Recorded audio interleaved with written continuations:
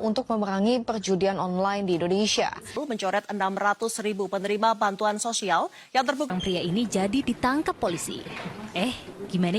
Polri di berbagai wilayah mulai dari Jakarta. Oke, baik. Bismillahirrahmanirrahim. Assalamualaikum warahmatullahi wabarakatuh.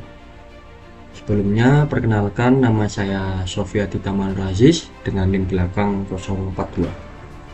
Saya merupakan mahasiswa Universitas Merdeka Malang, Prodi S1 Psikologi. Pada video saya kali ini, saya akan membawakan tugas UAS Pendidikan Agama Islam 2 dengan membawakan judul Judi Online dalam Perspektif Pendidikan Agama Islam. Nah, tema ini saya pilih karena judi online saat ini sudah menjadi darurat nasional yang menjerat jutaan masyarakat Indonesia, termasuk pelajar dan mahasiswa. Tujuan pembahasan ini untuk menganalisis fenomena judi online berdasarkan data yang sudah ada, mengkajinya dari sudut pandang akhlak Islam, serta memberikan solusi yang realistis berdasarkan nilai-nilai keislaman.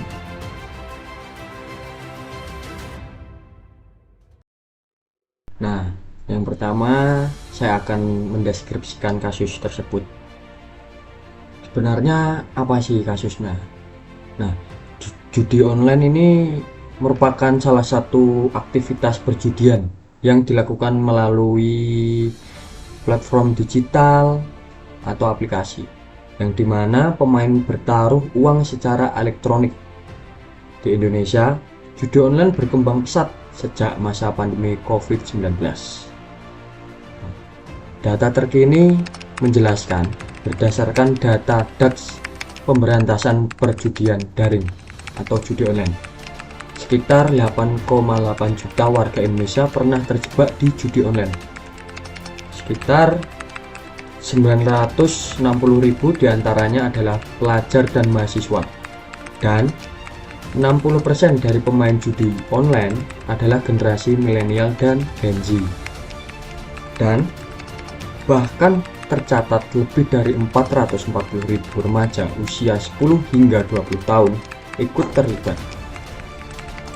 Dan ribuan anak di bawah 11 tahun juga sudah bertransaksi judi online dengan nilai yang miliaran rupiah. Nah, survei juga menunjukkan mayoritas pelaku berasal dari kalangan ekonomi menengah hingga ke bawah. Nah, siapa saja sih yang terlibat? Ada pelajar, mahasiswa, pekerja, hingga anak-anak, sampai lintas usia dan lintas kelas ekonomi. Nah, mengapa ini penting untuk dibahas? Karena judi online merusak generasi muda secara finansial, psikologis, akademis, bahkan memicu tindak kriminal seperti pinjaman ilegal, pencurian, dan penipuan untuk menutupi kerugian yang telah dilakukan. Nah, kita sekarang lanjut di analisis kasus. Di analisis kasus ini ada beberapa faktor. Yang pertama itu ada faktor penyebab. Kemudian akses teknologi dan internet. Penetrasi internet RI kurang lebih 79,5%. Ada iklan judi online yang masif di media sosial dan situs ilegal. Ada himpitan ekonomi dan keinginan mendapatkan uang instan. Dan kurangnya literasi digital dan literasi keuangan. Yang terakhir, pengaruh lingkungan pergaulan, seperti ajakan teman atau kelompok tertentu. Yang kedua, faktor kedua ada dampak yang ditimbulkan. Seperti yang pertama, ada finansial, seperti kerugian besar terjerat pinjaman online ilegal. Yang kedua, ada psikologis. Psikologis ini ada kecanduan, stres, cemas, bahkan depresi. Yang ketiga, ada akademik atau karir. Menurunnya prestasi belajar dan produktivitas kerja menurun. Ada sosial, memicu kriminalitas seperti pencurian, penipuan untuk menutupi kerugian. Yang terakhir, ada keluarga, konflik rumah tangga akibat kehilangan uang. Sekarang kita bisa lanjut ke nilai akhlak Islam yang berkaitan. Nah, judi dalam Islam itu dikenal dengan istilah maisir, yang secara tegas dan jelas diharamkan. Analisis Al-Quran, Quran Surat Al-Baqarah ayat 219, Allah menjelaskan bahwa pada khamr dan maisir terdapat dosa besar, meski ada sedikit manfaat atau materi, namun dosanya jauh lebih besar daripada manfaatnya. Yang kedua, ada Quran Surat Al-Maidah ayat 90 sampai 91. Allah menggolongkan maisir atau judi sejajar dengan khamr, berhala, dan mengundi nasib sebagai perbuatan keji dari perbuatan setan, sehingga umat Islam wajib menjauhinya agar beruntung. Ayat ini juga menegaskan judi menimbulkan permusuhan, kebencian antar manusia, serta melalaikan dari mengingat Allah dan sholat. Nah, terdapat analisis hadis juga. Nabi Muhammad SAW bersabda yang intinya melarang keras segala bentuk taruhan atau perjudian, dan mengibaratkan mengajak orang bermain judi walau sekedar bercanda mengucap ayo bertaruh sebagai perbuatan yang perlu ditebus dengan sedekah, menunjukkan betapa seriusnya larangan ini bahkan dalam bentuk candaan. Ulama juga berpendapat, para ulama sepakat ijma bahwa maisir hukumnya haram mutlak, baik dalam bentuk konvensional maupun digital atau judi online, karena substansinya sama, mempertaruhkan harta berdasarkan untung-untungan tanpa usaha yang real, bukan jual beli atau usaha yang sah.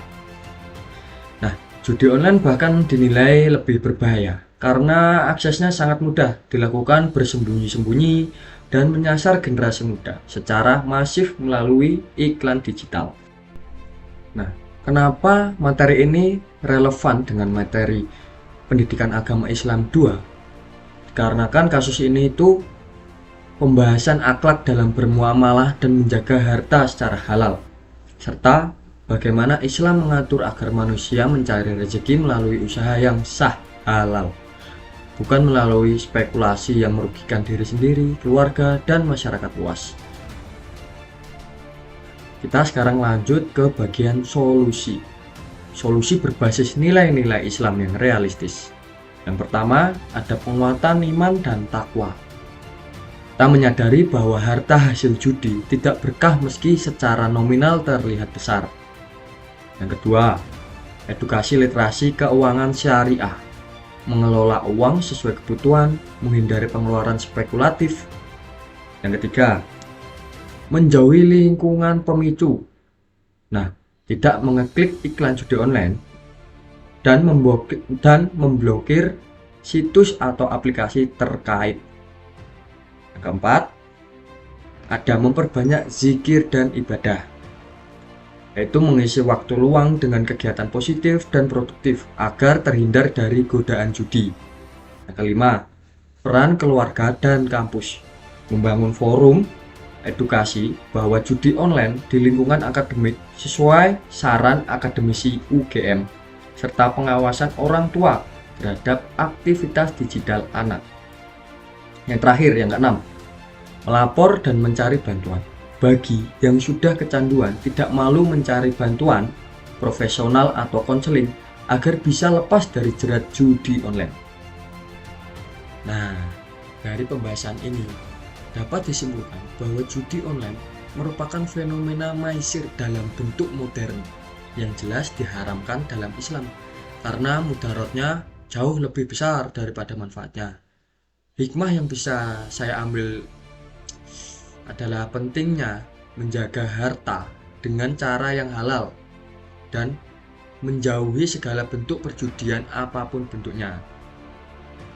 Pesan moral yang ingin saya sampaikan yaitu marilah kita untuk jaga diri dan orang-orang di sekitar kita itu dari bahaya judi online, karena kebahagiaan sejati tidak datang dari harta, yang didapat secara instan, melainkan dari harta yang halal dan berkah. Nah, demikian video analisis kasus yang dapat saya sampaikan. Mohon maaf apabila ada kekurangan. Wassalamualaikum warahmatullahi wabarakatuh.